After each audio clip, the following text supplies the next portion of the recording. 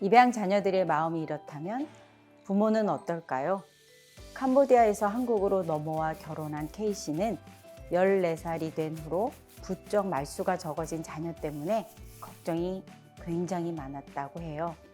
맞벌이 부부라서 아들이 한국에서 적응하는 데 신경을 많이 못 써줬다는 죄책감 때문에 남편이랑 싸우기도 하고 그랬는데 어느 날 아들이 그랬대요. 엄마 아빠가 열심히 일하는 거 알고 있으니까 너무 미안해하지 마.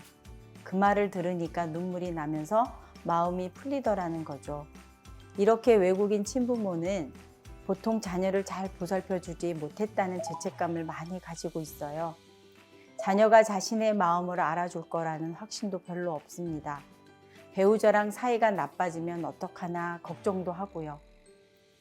또 친부모 역시 한국이 아무리 익숙해졌다고 해도 문화적 차이가 있다 보니까 소외감을 느낄 수 있어요. 자신의 본국을 그리워할 수도 있고 본국에 있는 친척이라든지 조부모에 대한 걱정도 있을 수 있고요. 나도 부모로서 최선을 다하고 있다라는 걸 아이들이 알아줬으면 하는 소망도 있는데 사례에서와 같이 자녀들이 저렇게 이야기를 해주는 말 한마디가 부모에게는 굉장히 위로가 되죠. 외국인 친부모만 소외감을 느낄까요?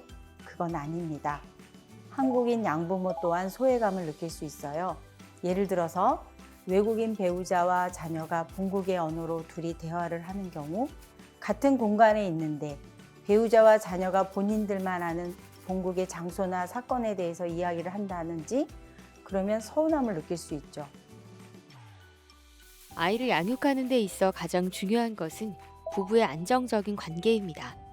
그리고 부부의 안정적인 관계를 위해서는 신뢰와 믿음이 밑바탕이 되어야 하죠. 그래서 외국인 배우자는 본국에서 데려온 친생 자녀와 본국의 언어로 대화할 때는 항상 어떤 내용의 대화를 했는지 한국인 배우자에게 설명해 주는 것이 중요합니다. 그래야 한국인 배우자가 소외감을 느끼거나 오해하지 않습니다.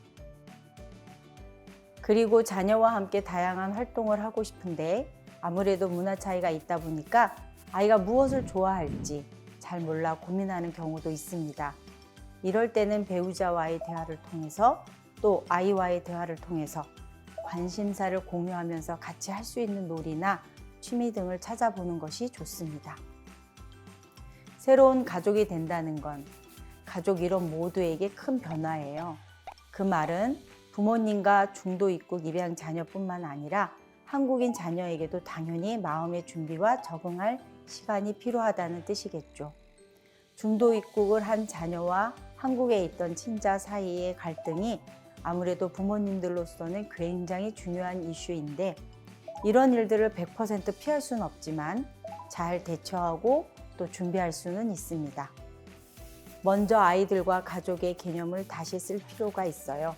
꼭 한국인 친부모한테서 나온 자식이 아니더라도 함께 사는 사람이 내 언니, 오빠 또는 동생이 될 수 있다는 그 개념이 어른인 우리는 알지만 아이들에게는 새롭거든요. 처음부터 무조건 이제 가족이야 하기보다는 친구를 사귀듯이 서로를 알아가는 과정이 한국인 아이에게도 필요하고 한국으로 입국하는 아이에게도 필요합니다. 그래서 서로를 알 수 있는 기회를 자주 만드는 게 좋아요.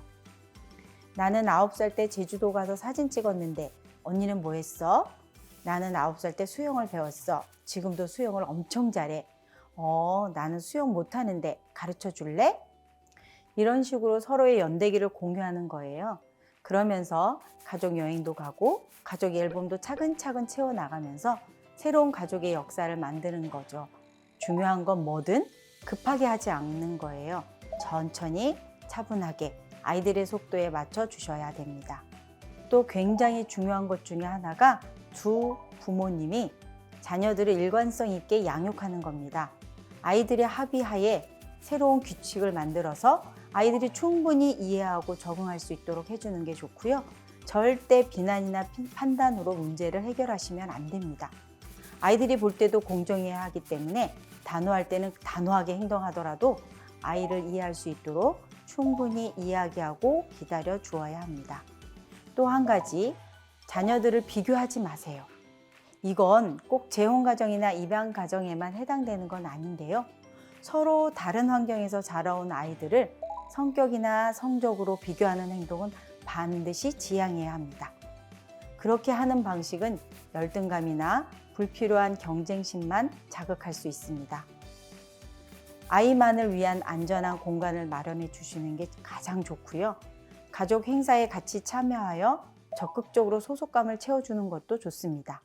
물론 이때도 아이들의 의견이 가장 중요하기 때문에 억지로 밀어붙여서는 안 되죠.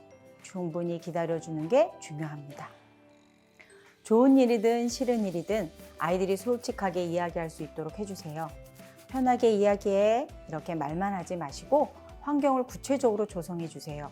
가족 모임을 정기적으로 가진다든지 아이들이 불만이나 원하는 점을 이야기할 때 경청하고 적극적으로 개선해 주는 모습을 보여준다든지 아이들이 편하게 이야기해도 괜찮구나, 내가 솔직해도 되는구나 그런 생각을 할 수 있도록 환경을 조성해 주어야 합니다.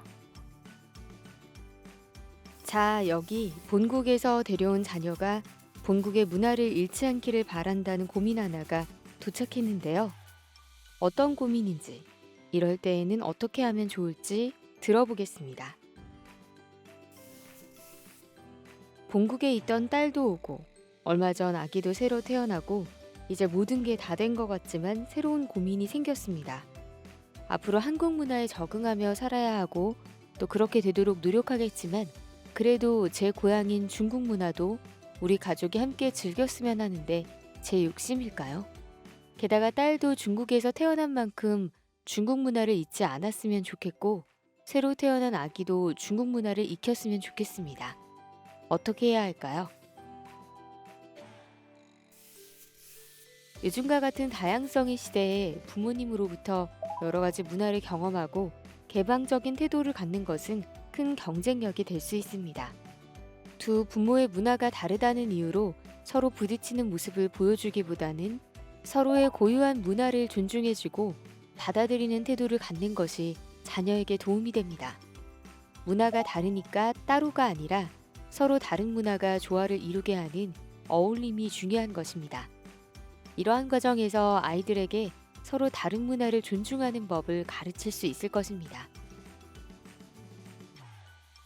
다른 문화가 어우러지는 방식에는 여러 가지가 있습니다.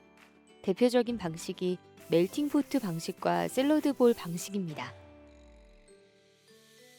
멜팅포트 방식은 서로 다른 문화를 함께 냄비에 넣어서 끓여 녹이는 방식입니다. 즉, 여러 문화들이 고유의 가치를 잃어버리고 새로운 하나의 문화가 되어버리는 것입니다. 또 다른 방식인 샐러드볼 방식은 마치 여러 가지 과일과 채소들이 샐러드볼에서 각각의 모양을 유지하면서 섞이는 것처럼 다양한 문화들이 고유의 특성을 유지하면서 조화를 이루는 것을 말합니다. 어느 방식이 더 마음에 드시나요? 샐러드볼 방식이 서로의 문화 다양성을 존중하는 방식이기에 훨씬 좋게 평가받고 있습니다. 샐러드볼 방식과 같은 가정 분위기를 만들어서 자녀에게 다르다는 것은 무엇 하나가 틀린 것이 아니라 서로 각자 존중해야 하는 것임을 알려주세요. 어느 한쪽의 문화가 다른 쪽의 문화로 흡수되는 것이 아니라 각자가 지닌 고유의 가치를 인정받아야 한다는 것을 자연스럽게 가르쳐 주세요.